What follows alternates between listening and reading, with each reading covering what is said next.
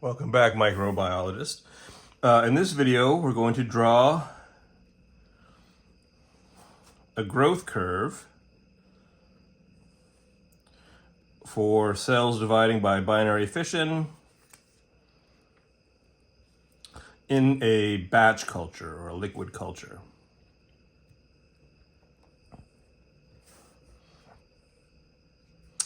And there's going to be 5 phases. And we're going to walk through those 5 phases. Okay, where's my handy dandy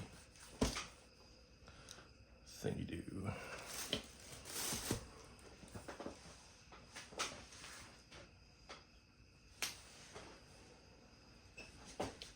There it is. Okay. Perfect. My thingy do is going to help me draw this curve. Give myself some space here. Drawing some axes. You don't need that necessarily. Just eyeball it. Okay. On our x-axis down here is going to be time. This could be in minutes, could be in days, or hours. Hours is most likely. And on this axis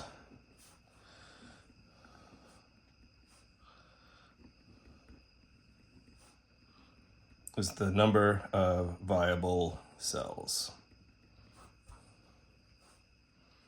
Okay, so I'm just going to draw the curve first.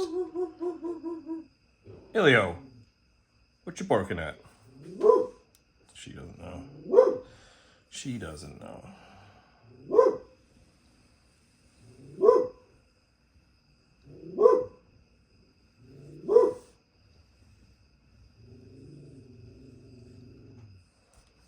Okay, so that's what our curve looks like. So here's part 1 down here. Part 2 here. Part 3 up here.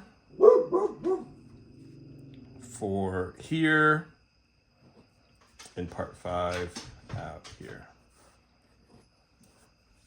Okay, so phase 1 is the lag phase.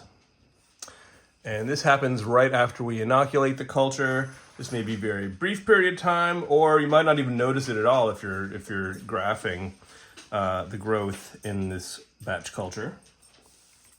Because what's happening is this is when cells, at first seems like they're not really dividing all that much, because they're acclimating to the different cultural conditions. When you first inoculate, maybe they're getting adjusted to the temperature or different nutrients from from the source that they were derived from, something like that. So it might take a little while for them to start really churning out the growth.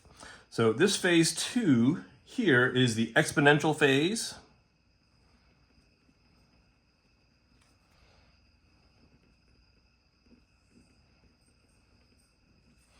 Also known as the log phase.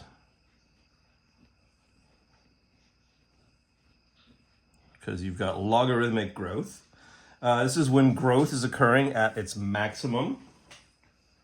It is a constant rate. And then it's going to keep growing at that rate until something's going to bring it up to the stationary phase, the first stationary phase. Stationary phase. So up here is the stationary phase. Where the growth plateaus off.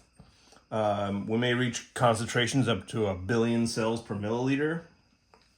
And why doesn't growth just go on exponentially forever? Well, at a certain point, nutrients are going to become limited. There might be an accumulation of toxins. There's going to be a balance between cell division and cell death.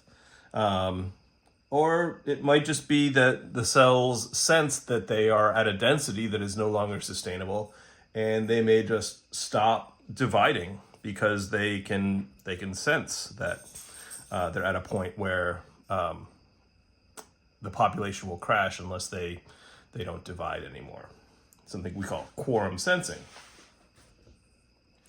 that brings us to stage 4, which is the death phase.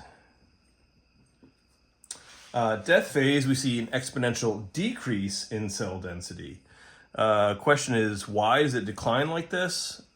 Typically, it's because there is an accumulation of waste that may be toxic. There may be not enough nutrients around for more cell division to occur. So basically, the things that kind of brought it to the stationary phase have their repercussions and lead to a decline in cell populations. And there are a number of reasons why that can happen. And then stage 5 out here, in this long tail out here, is a long-term stationary phase.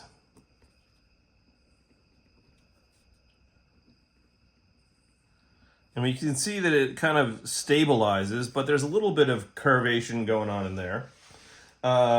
This is an extended phase. This can proceed into ad infinitum, essentially. And essentially you can see these little wavy bumps in here because what's happening is as the cells grow and divide,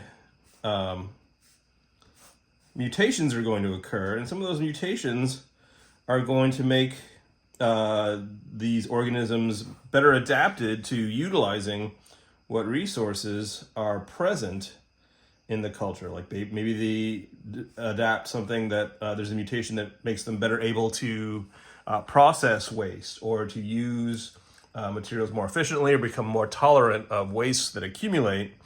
So those are our 5 phases in our growth curve.